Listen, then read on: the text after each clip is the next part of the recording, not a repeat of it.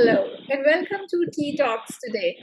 I bring to you two dynamic women who have taken their love for cooking and baking to a fine commercial enterprise. They are both bundles of energy, bustling with ideas and creativity. And best of all, their food has that magic ingredient that no restaurant can offer. Let's find out more what is that magic ingredient. So let me introduce you both the guests. The other guest, she was here just now, but I'm sure she'll be back. My first guest is Sneha Saikia, an expert in Northeast cuisine of India. She showcases Assamese cuisine and other Northeast cuisines by pop-ups and food fests in different hotels and restaurants. She also goes as guest speaker in various institutions to talk on Northeast food and her startup called My Table for Six Luncheon, which she does as a chef's table once in a week in her house. Of course, pandemic has changed a few things, but the ethos of it continues, and I'm sure she'll start as soon as the situation becomes better. Several media as like TOI, Hindustan Times, Economic Times, Hindu Pioneer have featured Sneha. I've personally tasted her food and I can vouch for it. She's Thank a you. national awardee of Women Entrepreneur 2016 and Best Startup 2019 for My Table for Six and Persona 2020 by MIT University Pune. So welcome, Sneha. Thank you so much. Thank you. My second guest is Nikhath Khan, who has been a passionate cook and baker for 35 years now. Having lived in Gulf for a long time and having had friends from cultures around the globe, that has made her appreciate different cuisines and recipes. She loves throwing themed lunches and dinners.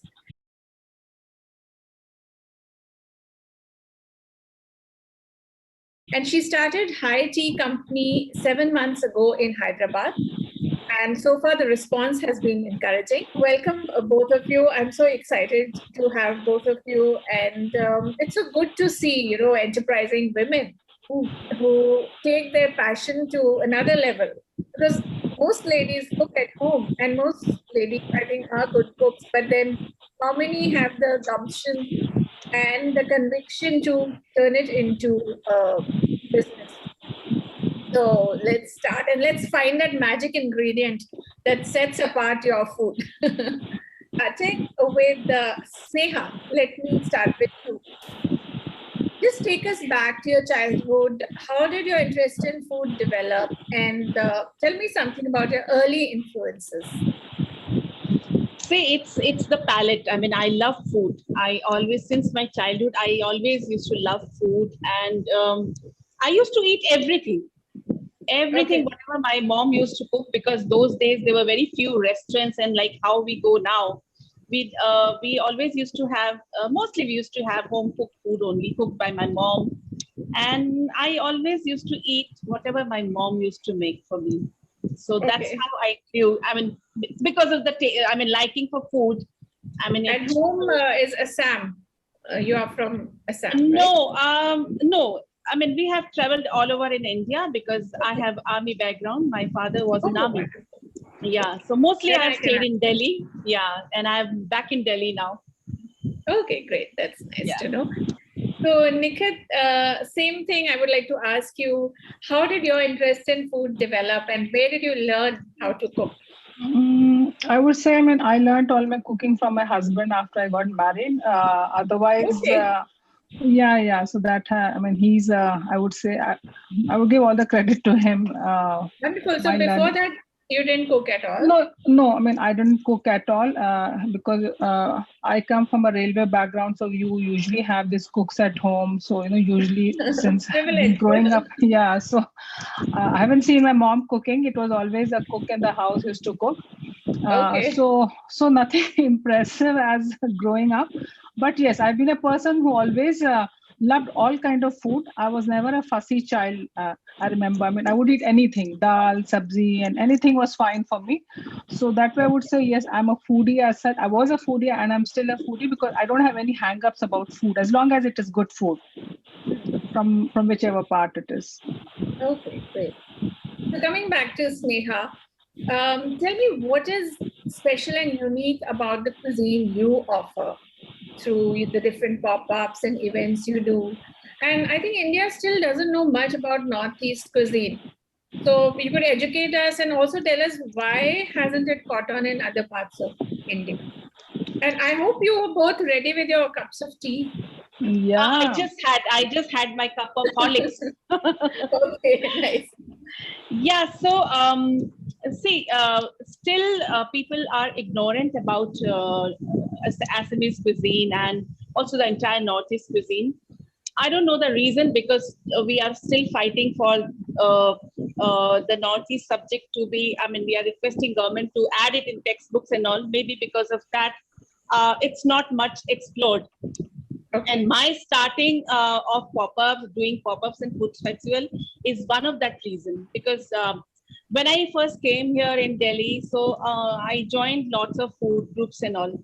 And food is my passion, and whatever I used to cook, I am also, I mean, I love photography. So I used to click photos and post it on food groups and all. And I never used to get good, good comments. They were always question mark, they're always like, I mean, negative comments, negative comments, sometimes hate comments. So then one fine day, yes, I used to get hate comments because they say, "Kaise kha lete ho ye sab khana?" Because our food is, you see, indigenous food. It has we eat lots of such food which other than Northeast parts are not, aware of that, like silkworms and all like that, red and eggs in festivals and all. So they say, "Kaise khate ho?" So because of those comments, one fine day it just happened, and I just thought that I must showcase this our cuisine, that we not only eat this kind of food, we also eat lots of veggies and lots of herbs, as our cuisine is with lots of herbs, and we cook lots of herbs in our food. So I wanted to showcase that our food is not yucky. Our food is delicious and with lots of herbs and health benefits. So it just started, and now it's been about 8 years I've been doing, and it's going on, and people are showing interest on it. Yeah. That's nice. So Nikhath, when did you decide that, you love throwing parties and all, and you said that you socialized a lot in Saudi Arabia, you spent some time there, many years there. When did you decide to make it like a commercial venture? Commercial venture as such, I would say, in fact, a proper commercial venture is which I started 7 months back. Other than that, yes, I mean, I have organized a lot of bazaars over there and organized a lot of dinners and all that kind of stuff I used to organize. In the bazaars which I used to organize, then I used to have a food stall of myself,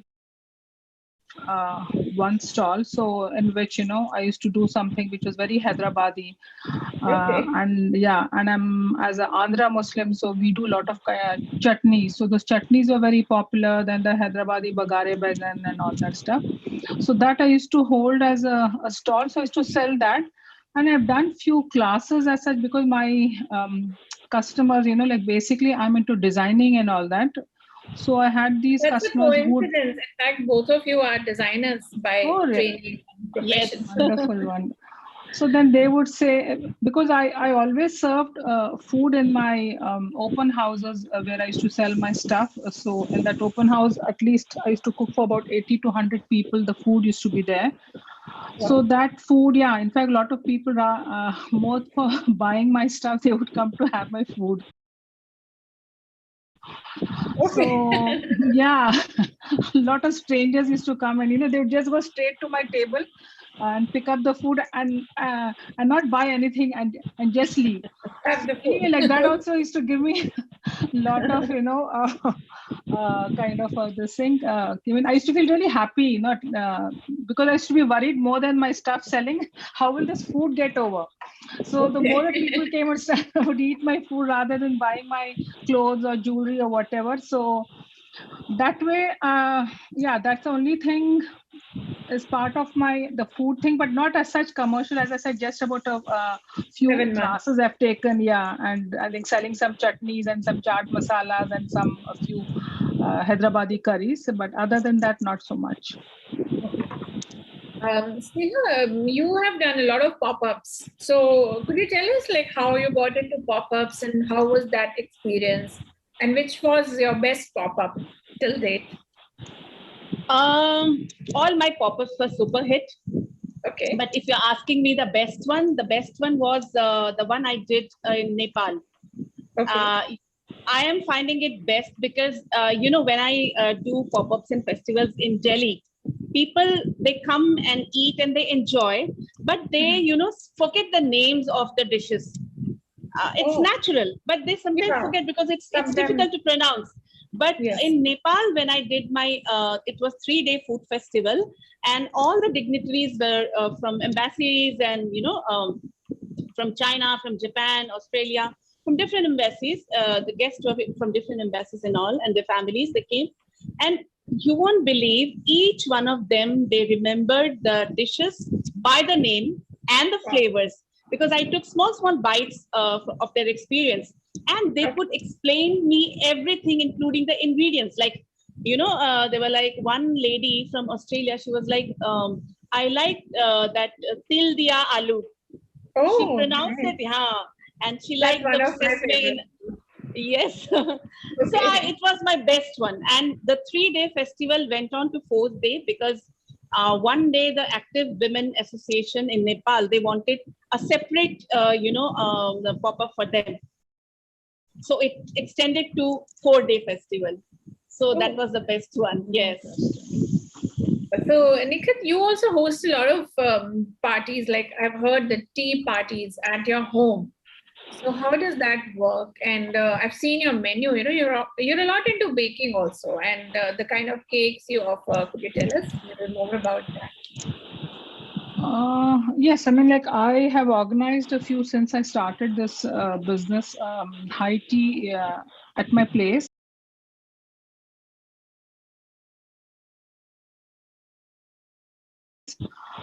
Which is kind of when people pay and come for the high tea. So I set the menu out along with the day and date and all that, so people can see the menu and what they're going to get into. And besides the menu, I keep something interesting with it. Maybe a yoga teacher coming and talking about health and or whatever, like something addition to the food. So in this, then I do kind of a theme. I set up whether it has to be a floral theme or whether it is around the Valentine Day. So then it is something to do with red and pink, something like that. So all my these high teas are around a theme.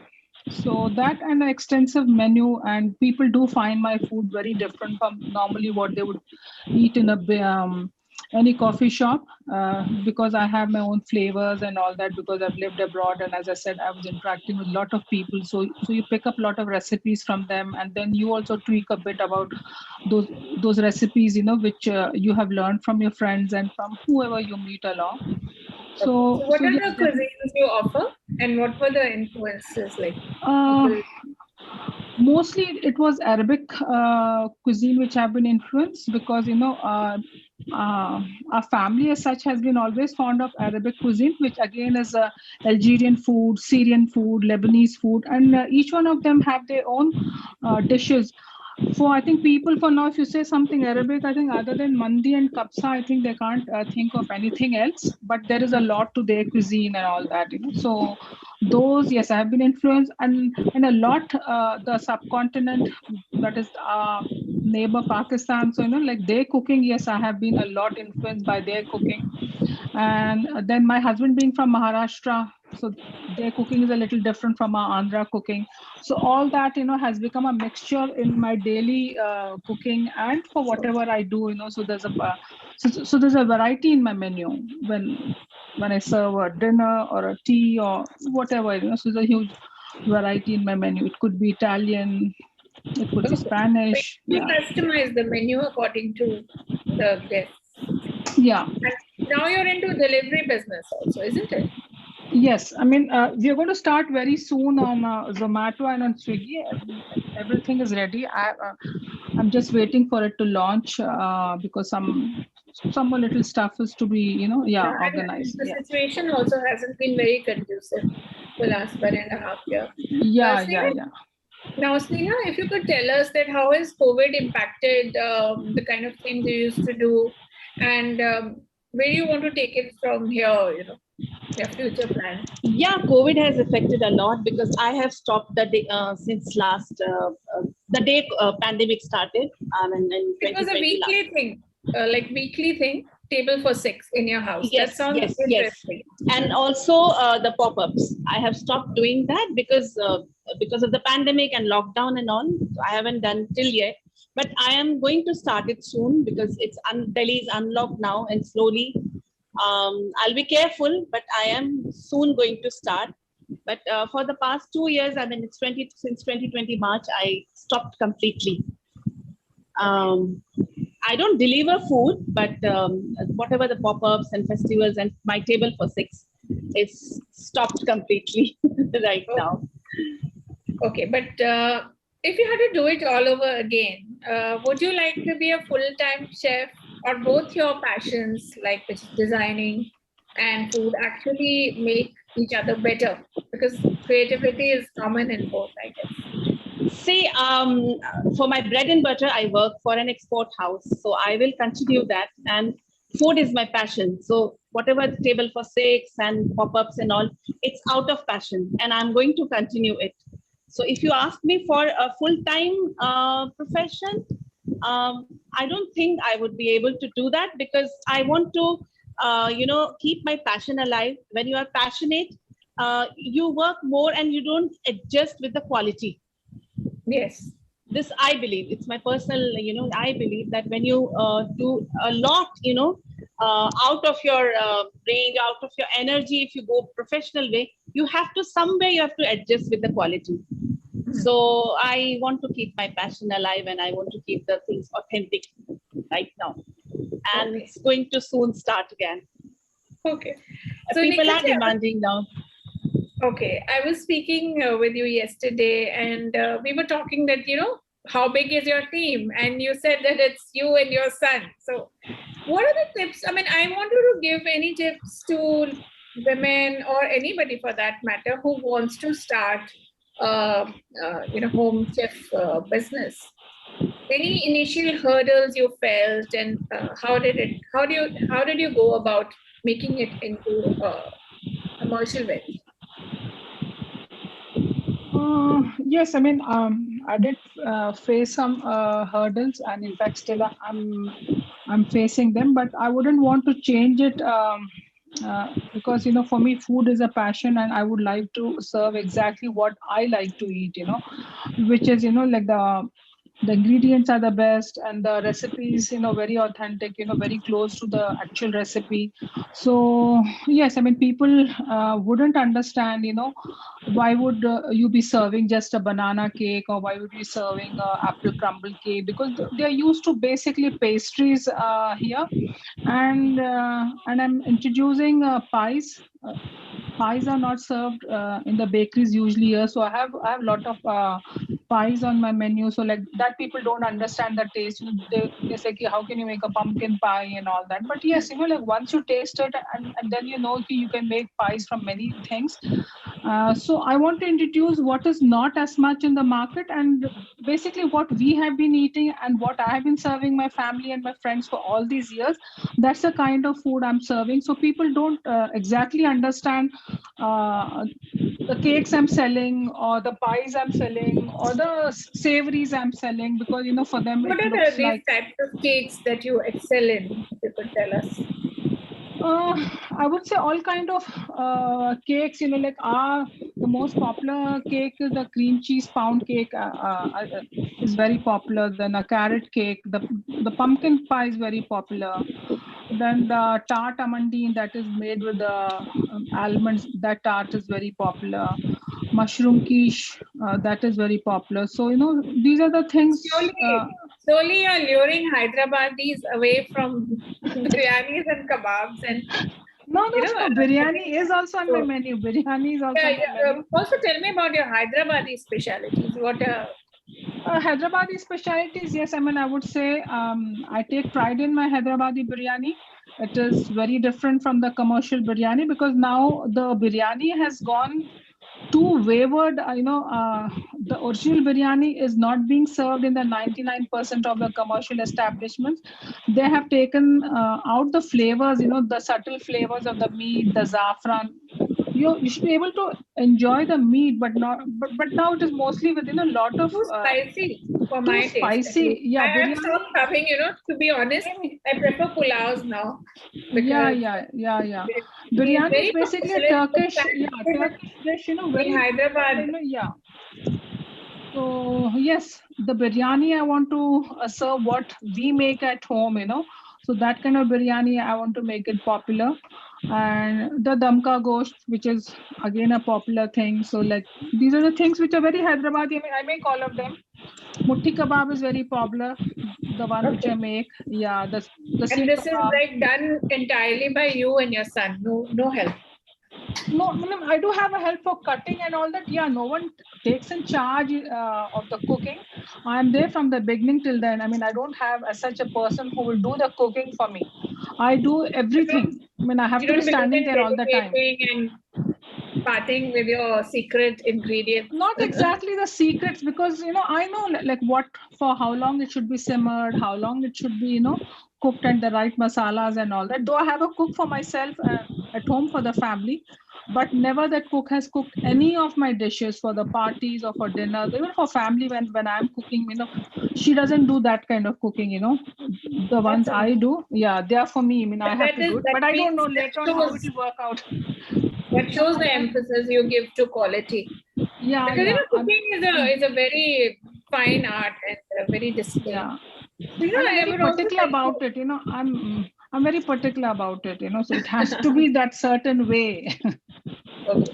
Yeah. So, Sneha, even you have done so many pop-ups. Do you think when you scale it up to like a hotel kitchen or a restaurant kitchen, something is lost in the translation, the essence of it?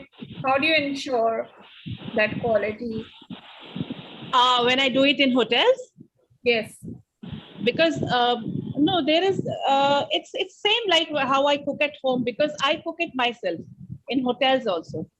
Okay. If I have to do a pop-up, I reach there early morning, 7 o'clock in the morning, and I ask them to open the kitchen for me. So I Okay. take a helper kitchen staff for chopping and giving me the stuffs from the kitchen, because it's unknown kitchen to me. So otherwise I cook myself, and there are certain types of chopping, you need to chop in a certain size for a dish, that I do it myself. So the quality Okay. is So same. what is the largest number you have catered for? 180. Oh, wow. That's a Yeah. big, but especially for the specialized. So also Yes, tell me more about Assamese food and the nutritional aspect, because I have seen your Facebook post. You talk about kharkwa or something like khar, that. khar, khar, I and wanted Assamese to people are also known as kharkwa, because we eat kharkwa. khar a lot. Yes. So So tell us the khar, nutritional aspect of Assamese yeah. food. So Assamese food is very less spicy. There is no spice at all except black pepper, and for the hotness we use chili. But we hardly use any garam masala. We don't use any garam masala and all. So our food is herb based, and Okay.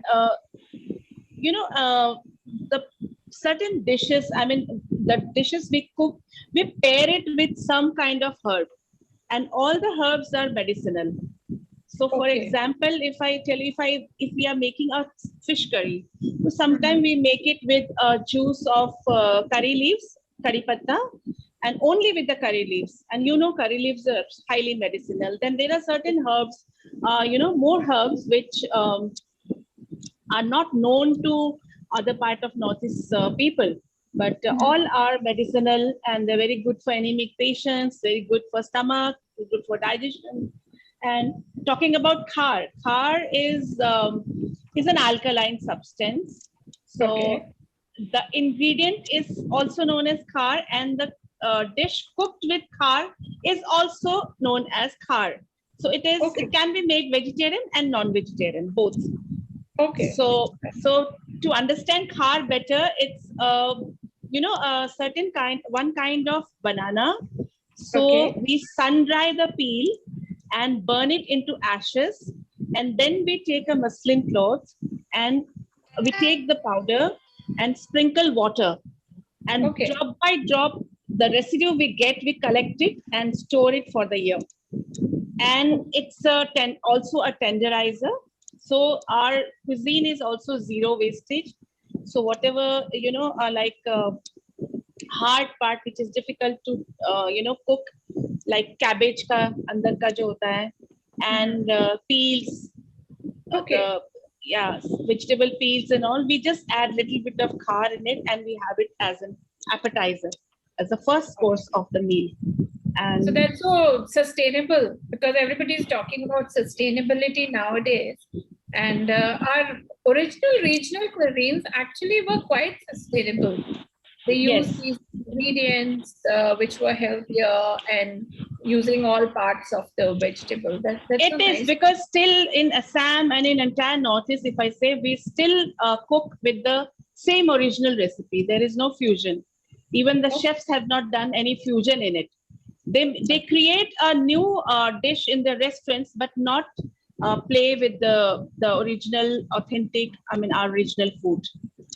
Okay. So the still sustainability is there. Still we eat with the same process how our grandparents used to make. Only thing is the cooking process has changed. Process in the sense, earlier we used to stuff everything in a bamboo hollow, and it used to be slow cooking. Now we cook in wood fire, and in cities we are using gas. That's it. Otherwise the cooking process is the same, and ingredients are also almost same. Okay.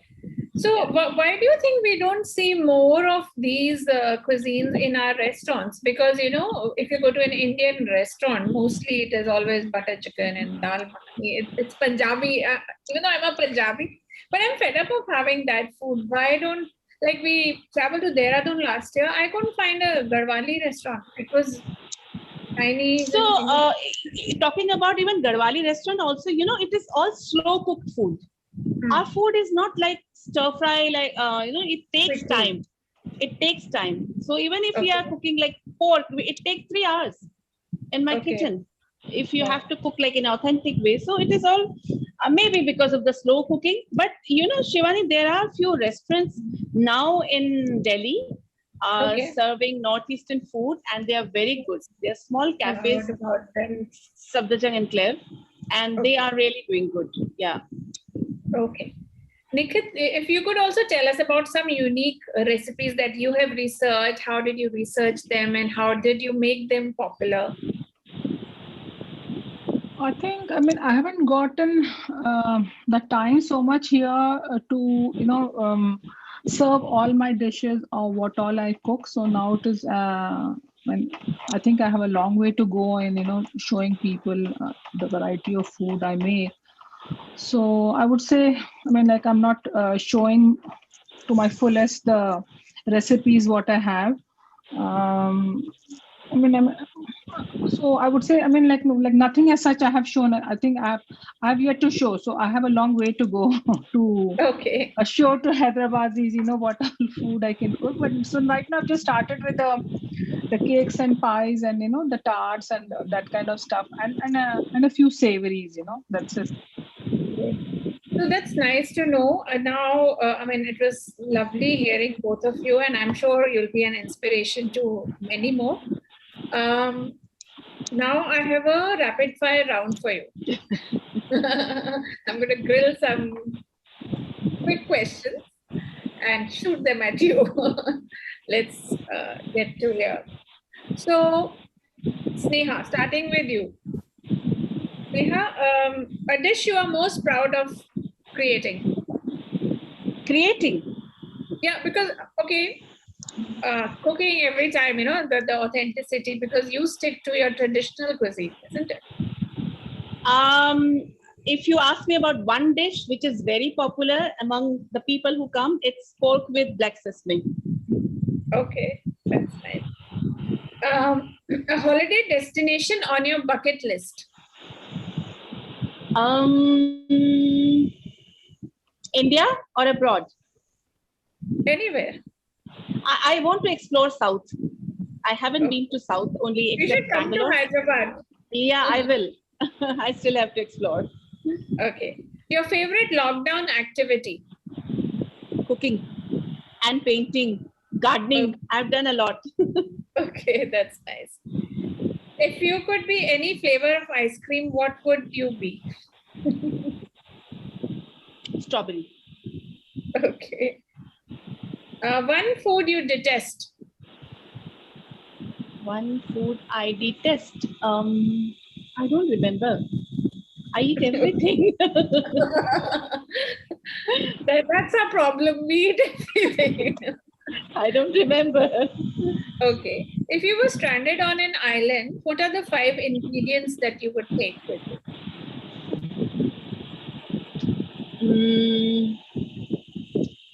My clothes, some cooking ingredients, and paintbrush Okay. with the paper. What else?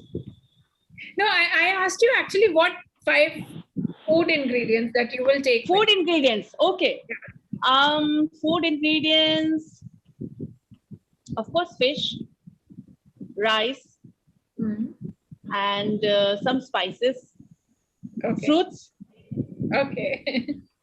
and leaves. Leaves. I'm crazy Leaves. about leaves. Yeah. Okay, great. And a chef you admire the most?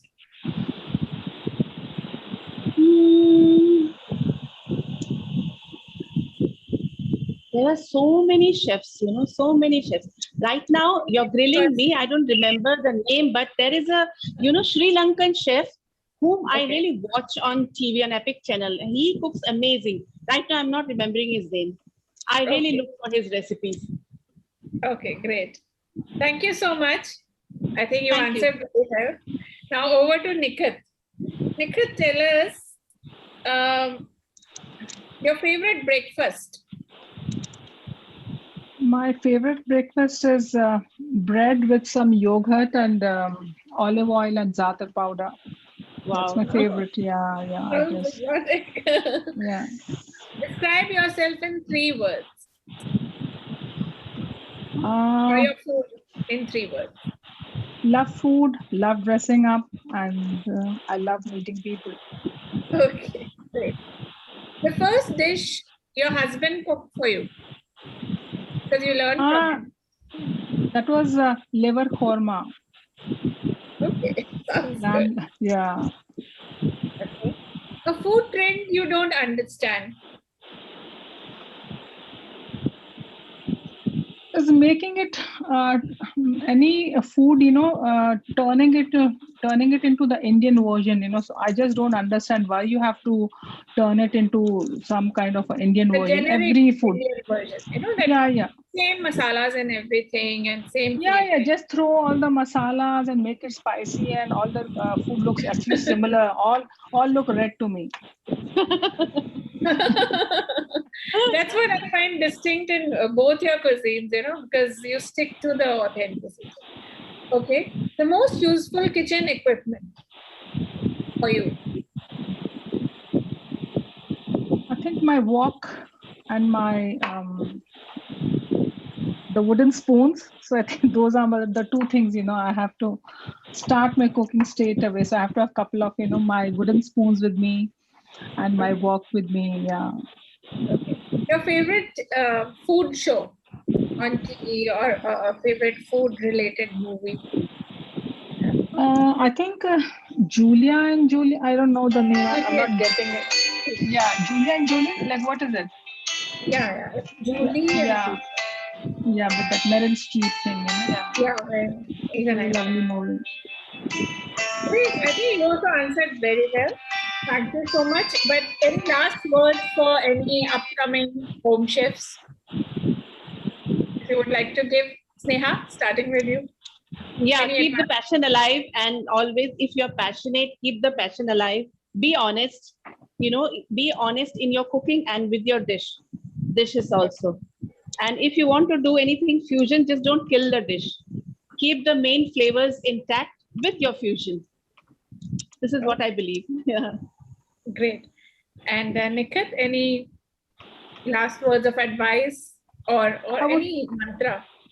I would say, as Sneha said, don't change the dish so much, so that it becomes very commercial, and choose the best ingredients, not something low quality because you want to make a good sale of it. I would say food is something which is very sacred. You have to cook it the right way, cook with the best ingredients, so then only you'll get the real taste of it. So that's what I would say. Also, I think in recent times, social media has also played a role. So, do you both utilize it well for your advantage? Oh, yeah. Digital platforms. Social media, especially Facebook, has really helped me for my business to promote myself, because I have promoted myself. Now it's Instagram also. So it really helps. I mean, if you put up a post intelligently, if you, give your information intelligently, then of course it attracts people. And that's how I'm running my table for 6 luncheon. It's only via Instagram and nothing else. Okay. Nikhath, how important is it to be digitally savvy for a home chef like you? I think very important, very important. I use it to the fullest extent. Okay, great. So lovely talking to you, and I'm sure your all the answers will inspire our viewers to venture into Thank something. you. Although it takes a lot of resilience and continued commitment, because times have not been the easiest. But I'm sure still there are people who appreciate your kind of authentic food, and that magic ingredient will come when you taste their food. So go ahead and order their food, taste their food, find a way Thank you. to try them. You. Thank you And so you're much. most welcome in Delhi. Whenever you come, Yes, just come I'm home. waiting to come there soon. And in fact, even I'm curious to have Try it Sneha's out. food. Huh? Very Please curious. come, please come. You're most welcome. Sneha, you should come to Hyderabad and do a pop-up. Let's plan that. I will. Yeah, Let the that days will be get lovely. little That will be better, lovely. then we can come. Yeah. Okay. Thank you so much. All right. Bye-bye. Thank you. Bye-bye. Bye-bye.